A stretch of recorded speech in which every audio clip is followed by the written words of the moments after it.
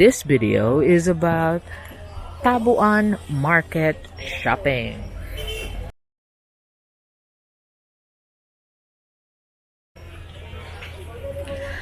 I'm here right now in our Taboan Market, the dried fish haven. Oh, the stink. And this is the first time that Josie is here and moan about how smelly it is. But he's been very good. He's very curious. So we're gonna go. And these are the front part of Taboan, which will be the expensive dried fish part. So we're gonna go on the back. Today is Monday and Friday is the Tabo day of Taboan, where there's a lot of stocks coming in for dried fish here than other. Oh, and that's juicy gum.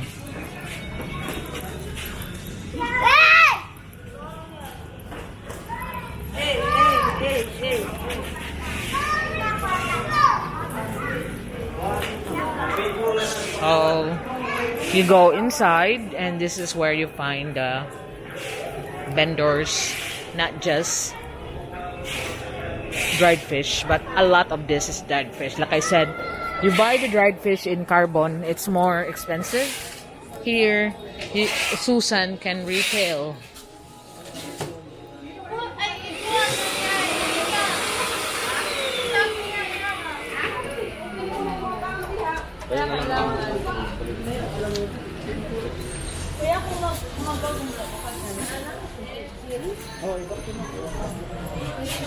So they can, I just overheard the lady was asking if they can vacuum seal the dried fish that she's buying as souvenir.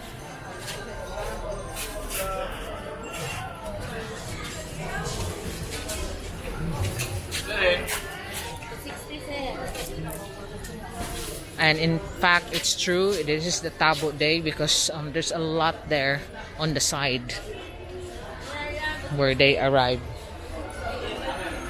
260?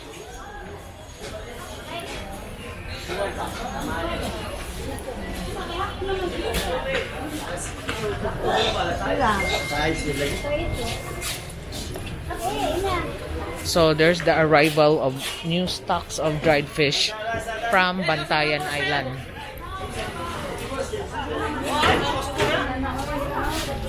And this is what Susan was after, is the new stocks.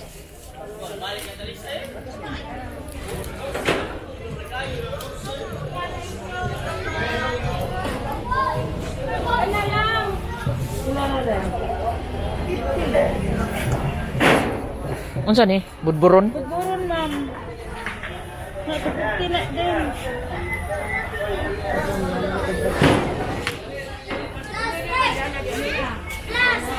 So they are not your fancy dried fish. They are the local small other kind of fish. 180. Kaya lang. Haul-haul na gagano? That's haul-haul in 180 per kilo.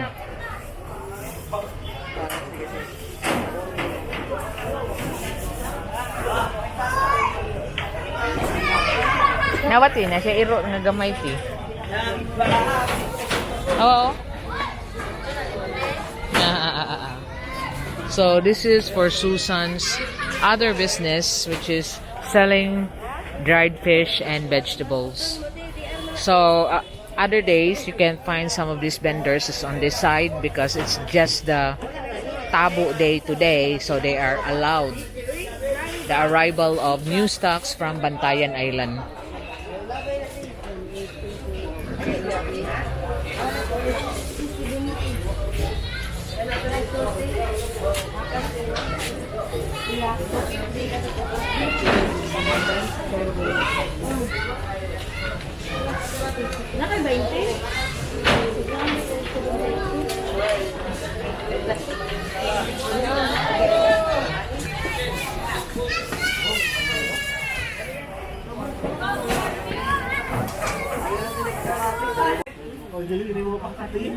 So, so this is look a very cute dog here in Taboan. Look.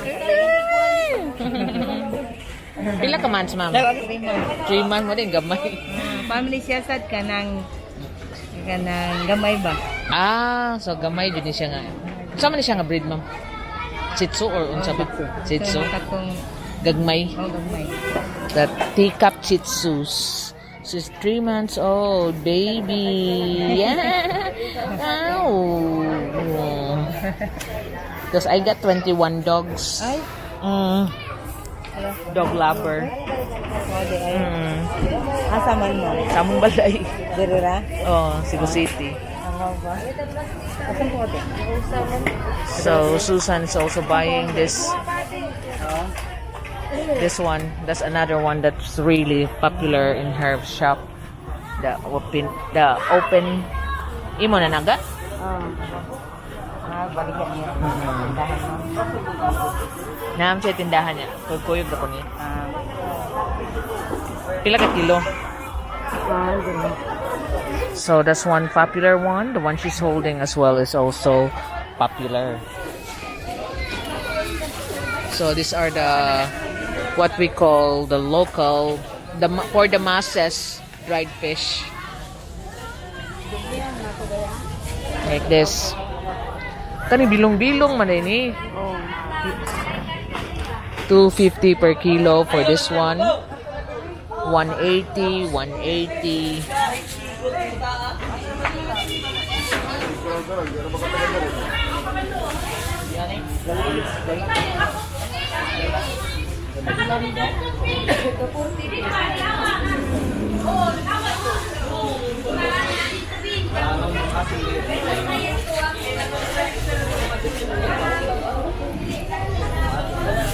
So Josie is not on the mood. She said it stinks.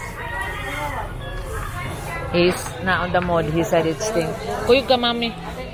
Lika, kuyog ka na ako. Okay, mama. Mamili man na mama.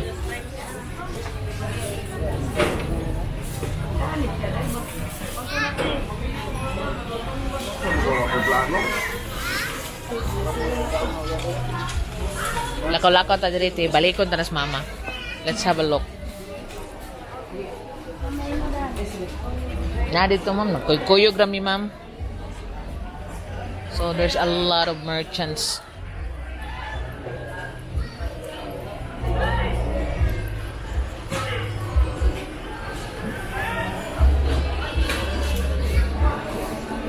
Then you got for the tourists, or what we call the pasalubong type of dried fish.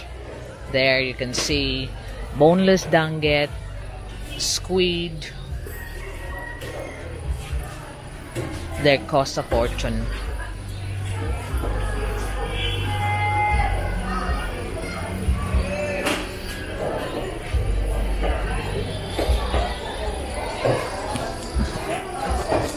Then you have all the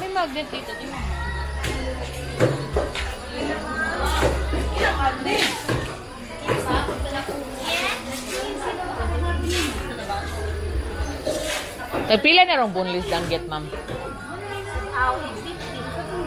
Ha? At 250. 1,000 day ang kuan. Kilo.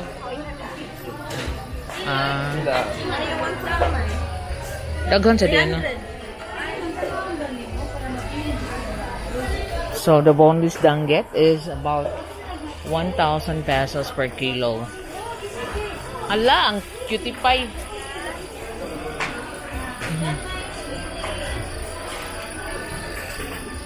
That's the tocino effect. This is like dried fish is sweet in taste, not salted. Pila ni yung nani dong? 540 per kilo. Unsa gani siyang lingin ga? So it's just no bone, it's boneless, just the flesh of a sabukso fish. Pila sa na parat na ga? Fish tapa. So that's ang tocino and tapa tam ison man jud na. Ah, murag lang kanil sa effect. So these are, if you're not 850 for this one, because this is like the tapa sweet. So if you're not into the dried fish, because if you're not really liking the salty taste, or you're watching your health, you have a choice here of another tocino dried fish and tapa dried fish.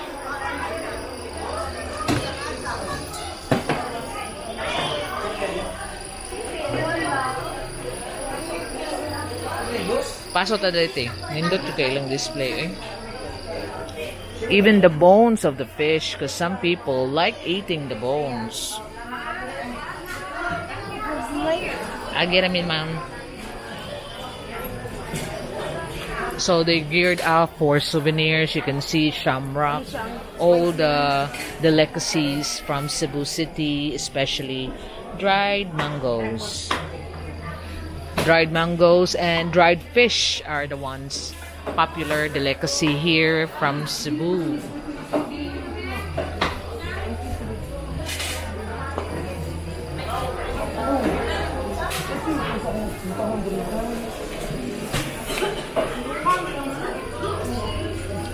So they also have the display of the fish now, the fresh fish here in Taboan Market.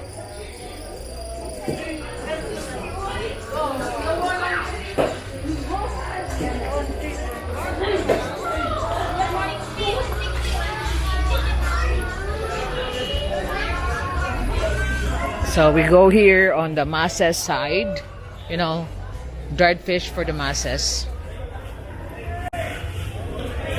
Asa naman to si mama ay? Ay, tagi. Tagi takilid.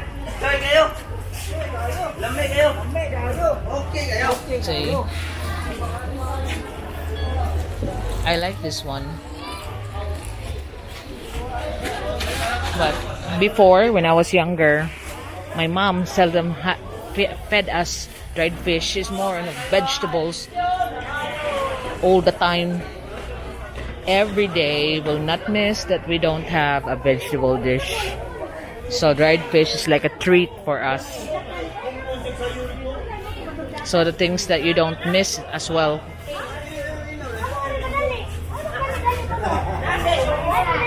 So when I was in England, it's not so hard to adjust because you still can get the vegetable that she used to feed us all the time.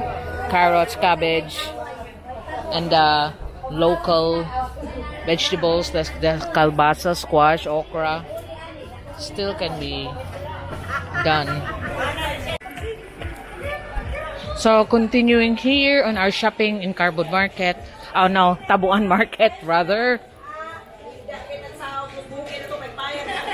So we are now looking, me and Josie is now looking for Susan. We can't find her anywhere. But I will have to buy my carrot and bean sprouts for tonight's dinner. Old B fancies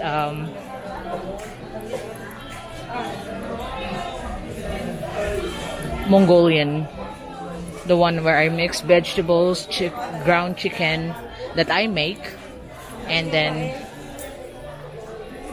that's an old bean sprout. I don't want that.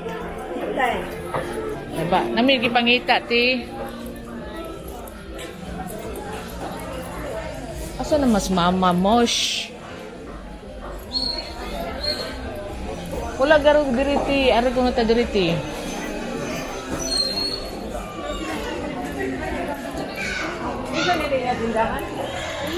Ibas to. Ala day kuan ay. Pilang tawag gidudong? 20 kilo. Pila ni? Tunga. Tunga ra unta ga. Tunga siya? Unya. So that's a better looking bean sprout. Tunga ni siya da? Abot mo. Ko kaabot. Then pamangita sa ko ga ha.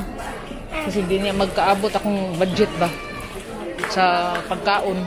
Asa mas mama oy? Susan is here.